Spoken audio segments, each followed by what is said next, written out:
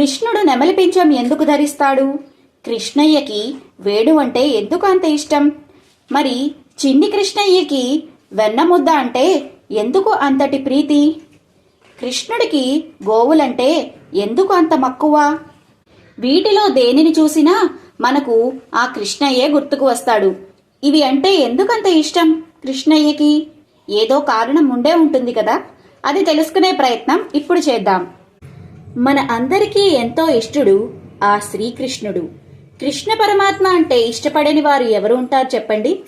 చిన్ని కృష్ణయ్య లీలలైతే ఎంత చెప్పినా తక్కువే, ఎంత విన్నా తనివి తీరదు. మొదటిగా కృష్ణుడు నెమలి పింఛం ఎందుకు ధరిస్తాడు? శ్రీకృష్ణుడు అస్ఖలిత బ్రహ్మచారి.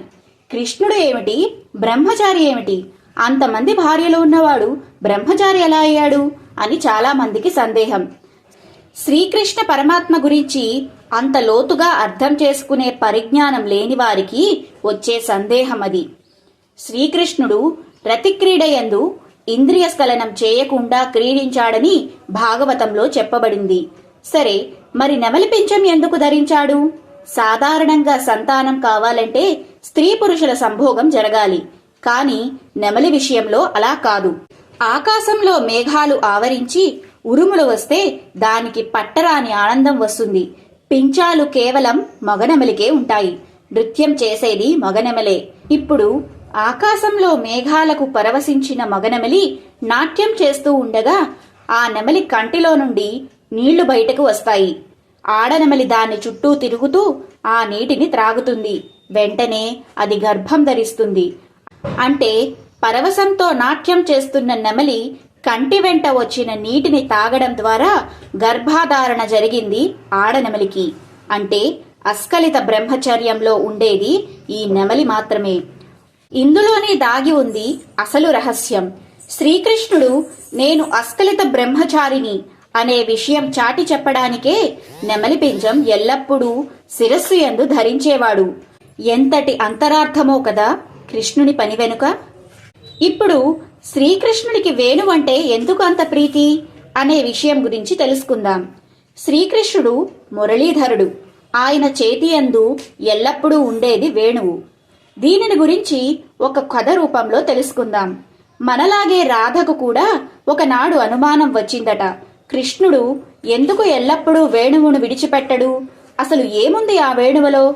ఎలా అయినా తెలుసుకోవాలి అనుకుంది. ఒకనాడు కృష్ణుడు నిద్రిస్తుంటే రాధ వెంటనే స్వామి పక్కనే ఉన్న వేణువును తీసుకుని దానిలోకి తొంగి చూసింది. అందులో రాధకు ఏమీ కనిపించలేదు. దానిలో ఏమీ లేదు, అంతా ఖాళీ. ఇదంతా గమనిస్తున్న శ్రీకృష్ణుడు చిద్విలాసంతో రాధను చూసి, రాధా, అర్థమైందా వేణువులోని రహస్యం నీకు? నిన్ను నువ్వు ఖాళీ చేసుకుంటే నీలోకి కృష్ణతత్వం ప్రవేశిస్తుంది.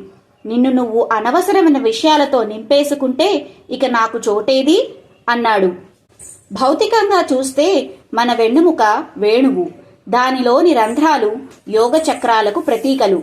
దాని గుండా ప్రాణాయామం చేసి శ్వాసను నియంత్రిస్తే కృష్ణ దర్శనం అవుతుంది. ఇది కృష్ణ భగవానుడు వేణువు ధరించడంలో ఉన్న అంతరార్థం. ఎంతటి నిగూఢ అర్థం దాగి ఉందో కదా. తరువాత కృష్ణయ్యకు ఇష్టమైనది వెన్నముద్ద. శ్రీకృష్ణుడు బాల్యంలో ఎంతో ఇష్టంతో తినేవాడని, వెన్నను దొంగలించేవాడని మనం చదివే ఉంటాం కదా. అలాగే శ్రీకృష్ణాష్టమి నాడు వేడుకలలో కూడా చిన్ని కృష్ణయ్యకు ఎంతో ఇష్టమైన ఉట్టి కొట్టడం అనే పనిని అతి ముఖ్యమైన సాంప్రదాయంగా మనం ఇప్పటికీ పాటిస్తున్నాం. గోకులంలో చిన్ని కృష్ణుడు తన తోటి బాలులతో ఆకలి తీర్చుకోవడానికి గోపికల ఇంట్లోంచి వెన్న దొంగలించేవాడని మనం వింటూ ఉంటాం. కానీ ఈ పని వెనుక స్వామివారి ఆంతర్యం ఏమిటి? చిట్టి కృష్ణుడు ఏమి చేసినా ఏదో అర్థం ఉంటుందిగా మరి. వెన్న శుద్ధ రూపానికి ప్రతీక. నీరులా కనిపించే పాలని మళ్లీ మళ్లీ శ్రమ చేసి చిలికితే బయటకు వచ్చే అంతఃరూపం వెన్న. ప్రతి మనిషికి కూడా అంతే. అహంకారమనే రూపం కమ్ముకుని పనికిరాని వారిలా ఉంటారు. కానీ తన అంతరాత్మను మధించిన రోజున అసలు స్థితిని బయటకు తేవచ్చు. అంటే అహంకారాన్ని విడిచిపెట్టి తనని తాను దైవానికి దగ్గరయ్యేలా మలుచుకోవాలి. అంతేకాక వెన్న చేతిలో పెట్టుకుంటే ఇట్టే కరిగిపోతుంది. తన చెంతకు వచ్చిన భక్తులను చూసి కన్నయ్య మనసు కూడా అలాగే కరిగిపోతుంది అని ఆయన అంతరార్థం. కృష్ణయ్య సహజంగానే గోపాలకుడు కాబట్టి ఆయన వెంట ఎప్పుడూ గోవులుండడం సహజమే. ప్రపంచంలో ఎక్కడా కనిపించని ప్రాముఖ్యత గోమాతకి మన భారతీయ సంస్కృతిలో మాత్రమే కనిపిస్తుంది. భారతీయులు గోమాతని దైవ స్వరూపంగా భావించడానికి చాలా కారణాలున్నాయి. అవి కేవలం పాలు ఇవ్వడం, వ్యవసాయానికి తోడ్పడడం మాత్రమే కాక మానవ మనస్సును ఎరిగి ప్రవర్తిస్తాయి. మన కష్టసుఖాలకు స్పందించే జీవులు ఆవులు. యజమాని బాధలో ఉన్నప్పుడు తాను కూడా కన్నీరు కార్చే జీవి గోవు ఒక్కటే. అందువలనేమో కన్నయ్యకి గోవులంటే అంతటి ప్రేమ. చూసారా, కన్నయ్య చుట్టూ ఉన్న ప్రతి వస్తువుకు ఏదో ఒక ప్రాముఖ్యత ఉంది. తాను ధరించే వస్తువు రూపంలోనూ తాను ఇష్టపడే వాటిలోనూ ఏదో ఒక నిగూఢ అర్థం దాగి ఉంది.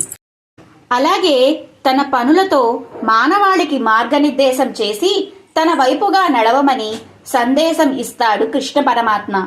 తనకి తాను నేనే దైవమని ఎల్లప్పుడూ ప్రకటిస్తూ ఉండే శ్రీకృష్ణుడు దైవ మార్గాలను కూడా మనకు చూపించాడు. అందుకే తన అల్లరి పనులతో చిన్ని బాలుడిగా ఎంతో మురిపించినా ప్రతి లీల వెనుక ఎంతో అర్థం దాగి ఉంటుంది.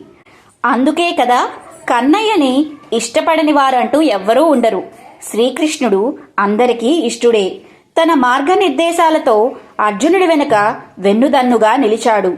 అమూల్యమైన భగవద్గీతను మనందరికీ కానుకగా ఇచ్చాడు. కృష్ణం వందే జగద్గురుం. జై శ్రీకృష్ణ.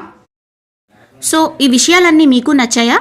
నచ్చితే ఒక లైక్ కొట్టేసి ఛానల్ని సబ్స్క్రైబ్ చేసుకోండి. మరిన్ని వీడియోల కోసం పక్కనే ఉన్న బెల్ ఐకాన్ని నొక్కండి.